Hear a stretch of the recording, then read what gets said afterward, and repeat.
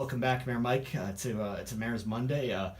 Big month for the city of Stevens Point. You guys had your weekend in the sun with the trivia contest. First off, your team. How did you do? How did you rate your performance? How are you going to improve next year? Well, Franklin Street Burnouts this year. We've been playing now for 40 plus years. I've been playing personally for 41. We took 23rd, which is still very respectable. However, the city job kind of interfered this year with the snowstorm. It affected a lot of teams. Yeah. This is the first year ever that they've canceled the running questions, and only the second time ever they've canceled the stone clue questions. It was just not safe. We got 2 feet of snow on the ground. We had thousands of people in town for the trivia contest. We had thousands of people in for a large basketball tournament at UWSP. It was a very coordinated effort by all of city staff, and we got through it. We managed to survive the weekend without getting too much inconvenience for people.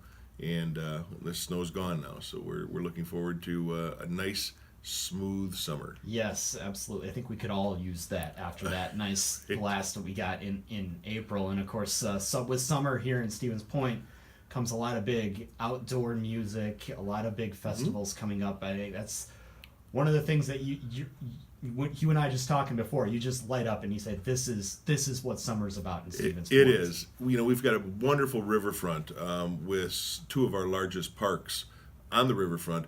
We have Wednesday nights, City Band plays at the Band Shell every Wednesday night during the summer. On Thursdays, we were once again recipients of the Levitt Amp Music Festival grant, so we will have live music of varying genres every Thursday night, and that was in conjunction with Create Portage County. So, and then Friday nights we have movies in the park or a festival, whatever happens to be going on that weekend. The summer is filled with festivals down at Riverfront. So Wednesday, Thursday, Friday, Saturday, Sunday are all going to be filled with activities down by the water. A great time to take the family, grab a bite to eat, listen to some music, and have a good time. Did they ever ask the mayor to join the city band at all? They have never asked me to join the city band. I do occasional, restroom karaoke maybe, but no. I am at the Levitt Music Festival almost every Thursday because we're only a couple blocks away, my wife and I. So we go down there, relax, listen to some music, grab a drink or something to eat, and relax for a little bit. So then, I don't know if you have off the top of your head maybe some of the highlights of who's going to be playing some of those Thursday night shows. Those are available if you go to Create Portage County or the Facebook page for the Levitt Music Festival. You go to my Facebook page as well.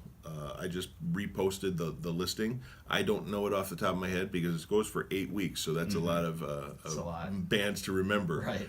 But it's all going to be available online, and you can go to the Create Portage County website, and they'll have a listing there. Yeah, absolutely. Great to hear about all that stuff. After the hard winter that we've just had, it's good to know that people are going to be getting outside and enjoying things down here in Stevens Looking Point. forward to it. Maybe shedding some of those winter pounds, and I've got a lot of winters in me.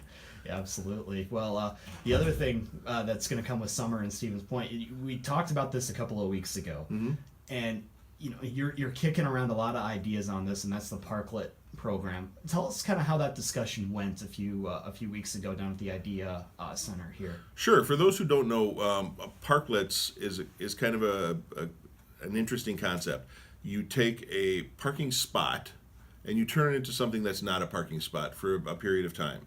You may have a giant Jenga game or chess game, or maybe it's just a sofa or some outdoor furniture and a plant or two where you can get out and relax and read a book or whatever it happens to be. And we had the program through Main Street Parks, and it was pretty successful. 1 or 2 weekends a year, very successful. And we thought, okay, well, maybe we can do this more seasonal. So we looked around to a couple of different cities who do this regularly, and got an idea of some general guidelines that we'd want to put in place if someone wants to have a parklet in front of their business or property on defined areas. So the downtown, Main Street, Clark Street, or the South Side business district. Not residential, but only a few spots identified in those areas. And had a public meeting on it. Hey, what do you think? And generally, I think it was well received. There were some concerns about safety and the cost and liability, things like that. And we're working through all of those now. I expect to have something proposed, probably not May, but maybe late May, early June, where we might be able to actually enact the program for a season-long parklet downtown on Main Street or on the South Side Business District. One thing that really kind of struck me about this was what businesses could do with this. Maybe extend their outdoor seating out there, have drinks on the street, or probably better. Technically not the street; it's a parking spot. But yes, it's a parking spot. Yeah, something along those lines. I mean, did the business leaders seem pretty receptive to this idea? Some it works for, some it doesn't. There's one business downtown. They have it's a pet store, a great pet store downtown, companion shop. They have customers that come in and they're lugging out 50-pound bags of dog food frequently, and they have drop-offs for their deliveries. So they weren't terribly interested in doing that. It was more important for them to have easy access for their customers who are carrying out those heavy products. But other ones seem pretty excited about it. Some additional outdoor seating. We already allow cafe-style seating on the sidewalks. This is just an extension of that, and we want to make sure that if alcohol is sold, we don't have an abuse of that privilege. But I think generally we can work through it, and it'll give more of a place-making type atmosphere in those two business districts, the Southside Business District and the downtown. Other places have done it, and very, very successfully. And again, this is just select parking spots. This isn't going to be, hey, can I buy the parking spot in, some business, somewhere else? This is just that's not the intention. Limited, very telescoped down Right, area. that's not the intention. Yeah. Where Mike Wiza could open up a food cart in front of the food vendor, a food brick and mortar building downtown, and I could compete directly with him. No, that's not the intention. The intention is to really give a more relaxing environment to the downtown. Right now, people come down there and they may visit some of the art galleries or do a little shopping, but they typically have a purpose to be downtown. This would allow a little more of a relaxed atmosphere. You go downtown, you do a shopping.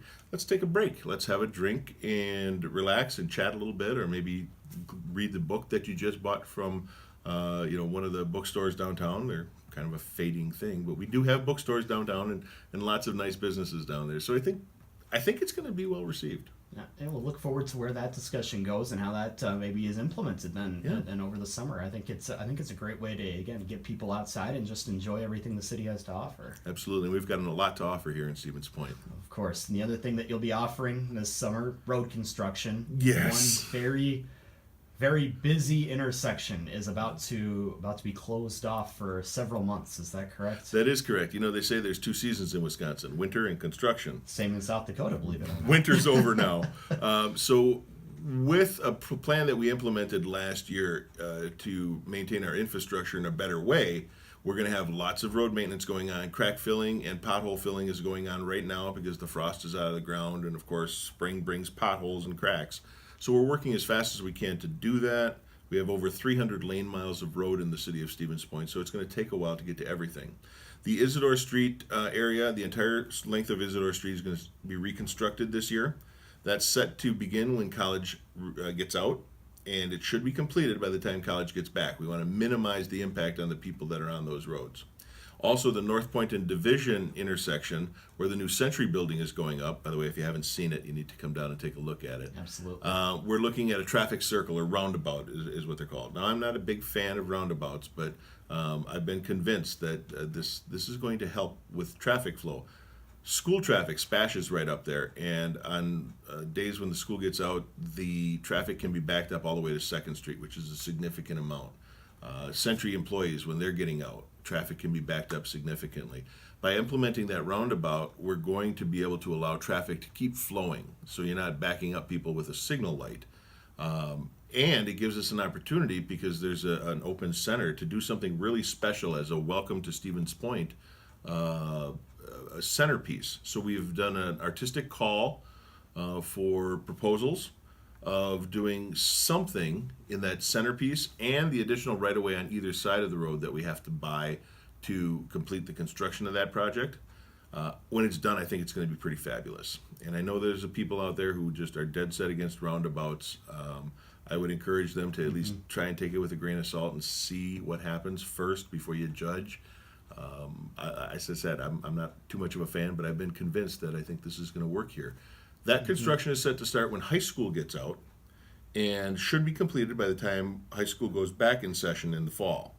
And we did that again to minimize the impact on those users. We already have the detour set up. It's going to be the 39 to 66 or Stanley Street. And we have temporary lighting that's going to go up there for traffic control. So we appreciate everyone's patience. Stanley Street, however, is also something that's coming up on the agenda. We have a meeting May 15th to discuss improvements to the Stanley Street corridor. We've had meetings on this for almost 2 years now to talk about some of the safety issues and concerns that people have. The meetings that I've attended that have been hosted by the city have allowed everybody to voice their concerns. The concerns that we've had were speed and accidents and turning left onto Stanley Street because it's a relatively busy corridor, main way to the northeast part of Portage County. And we've had our engineer evaluate the data, and we've come up with some solutions. We presented those solutions a little over a month ago, no, maybe not quite a month ago, in regards to what we can do to address the problems that people have brought to our attention. Some of the alders also want to do what they call a road diet or a 4-3 lane conversion. Right now there's 4 lanes. The 4-3 conversion takes from 4 lanes down to 3, so 1 lane in each direction with a turn lane in the middle, a left turn lane. They call it twiddle. It's an acronym. And then put bike lanes on either side of it. We don't know where things are going to fall because the council gets to make those decisions. We provide recommendations, and those have been presented. The council will then meet on the 15th at, I think we're doing it at 6 o'clock. And anyone from the public is welcome to attend, voice your opinions. The council, I think, will be voting on some solutions there.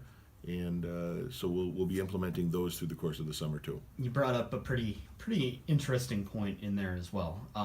You as the mayor, you don't do anything in the city by yourself. No. You're not a fan of roundabouts, yet you say you're convinced. So tell us just exactly what this roundabout there at Division Street, how is that going to improve traffic flow in that area? And like I said, why were you convinced, I guess is my question. I'm not an expert in these things. And Okay. we have experts in the field that we pay for those expert opinions.